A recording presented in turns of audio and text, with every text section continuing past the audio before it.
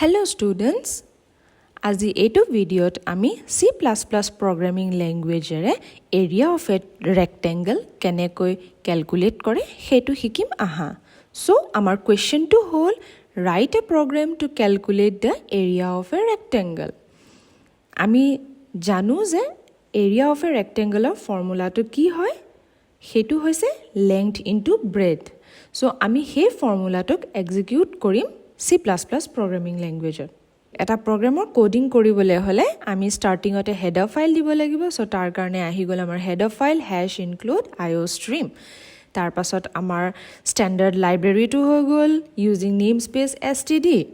এগিটা হোৱাৰ পিছত আমি আমাৰ মেইন ফাংচন স্টাৰ্ট কৰিম। তো ইয়াত মেইন ফাংচনটো আমি যেহেতু int লব লাগিব তাৰ কাৰণে লিখিলো int main। তাৰ পাছতে আমি দিলো কাৰ্লি ব্ৰেচেস।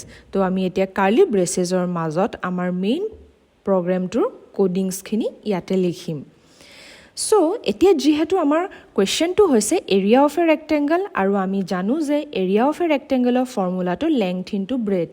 তো তাৰ কাৰণে আমি এতিয়া লেংথৰ কাৰণে এটা ভেৰিয়েবল ল'ব লাগিব, ব্ৰেডথৰ কাৰণে এটা ভেৰিয়েবল ল'ব লাগিব আৰু এৰিয়াটোৰ কাৰণে এটা ভেৰিয়েবল ল'ব লাগিব। ইন টোটাল 3টা ভেৰিয়েবল হ'ব। তাৰ কাৰণে আমি লৈ লৈছো এতিয়া ইন্ট। আমি আমাৰ ডেটা টাইপটো ইন্টিজাৰ হ'ব, সেইকাৰণে ইন্ট লৈছো। ইন্ট l লৈছো লেংথৰ কাৰণে, b লৈছো ব্ৰেডথৰ কাৰণে আৰু এৰিয়াৰ কাৰণে আমি এৰিয়া বুলিয়েই লৈ লৈছো। এতিয়া আমি কি কৰিব লাগিব? ফাৰ্ষ্টত লেংথৰ ভ্যালু এন্টাৰ কৰিব লাগিব। তাৰ কাৰণে লৈ লো cout এটা ডিসপ্লে মেসেজ লৈছো enter the length of the rectangle. তাৰ পাছত আমাৰ cinত হৈ গল l ভেৰিয়েবলটো। তাৰ পাছত নেক্সট আহিলে আমি এতিয়া ব্ৰেডথটো ল'ব লাগিব। তো তাৰ কাৰণেও আমি এটা ডিসপ্লে মেসেজ লৈ লৈছো cout enter the breadth of the rectangle। আৰু আমাৰ ব্ৰেডথটো আমি যেহেতু ভেৰিয়েবল কনসিডাৰ কৰি লৈছো b বুলি c in b। এতিয়া আমাৰ হৈ গল আমি ইনপুট লৈ ললো l and b ৰ। এতিয়া আমি আমাৰ ফৰ্মুলাটো এক্সিকিউট কৰিব লাগিব। তো ফৰ্মুলাটোৰ কাৰণে আমি যেটো এৰিয়া উলাব আমাৰ সেই এৰিয়াটো আমি এই যে এৰিয়া নামৰ ভেৰিয়েবলটো তাতে স্টোৰ কৰিম। সেই কাৰণে লিখি ললো এৰিয়া তো ইকুৱেল টু লেংথ ইনটু ব্ৰেডথ যেহেতু ফৰ্মুলাটো হয় তাৰ কাৰণে আমি l ইনটু b লৈ ললো। সো এই ফৰ্মুলাটোত আমাৰ প্ৰবলেমটো সলভ হৈ গল, আমাৰ ৰেক্টেংগলটোৰ এৰিয়া ওলাই গল। সেই কাৰণে এতিয়া আমি আমাৰ আনসাৰটো ডিসপ্লে কৰিম।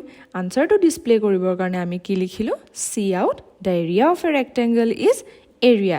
তো আমি সকলোৱে জানো যে এই ডাবল কোটেশনৰ মাজত থকা লাইন বিলাক হৈছে আমাৰ ডিসপ্লে মেসেজ আৰু ডাবল কোটেশনৰ বাহিৰত আমি আমাৰ ভেৰিয়েবল বা কিৱৰ্ডছ বিলাক লিখো।